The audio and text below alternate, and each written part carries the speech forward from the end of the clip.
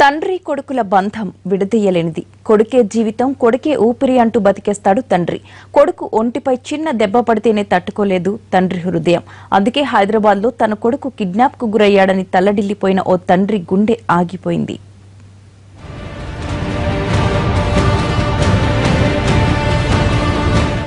త్యాగాలకు ప్రతిరూపం, ప్రేమకు మారుపేరు నాన్న. ఏ తండ్రైనా కొడుకుని అమాంతంగా ప్రేమిస్తాడు. తన కలల్ని కొడుకులో చూసుకుంటాడు.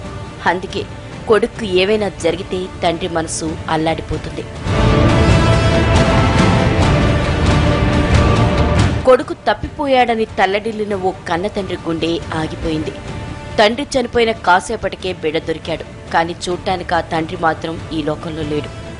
ఆ తండ్రి చివరి చూపునకు కూడా కొడుకు నోచుకోలేదు. రాజేందర్ నగర్ మండలం మైలార్దేవ్పల్లిలో ఈ విషాదం చోటు చేసుకుంది.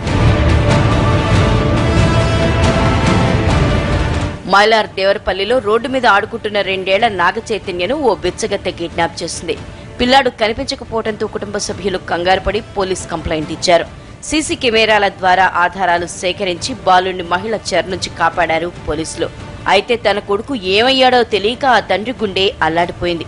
కొడుకు దొరికాడన్న శుభవార్త చెవిని పడకముందే నాగ చైతన్య తండ్రి గుండె ఆగిపోయింది.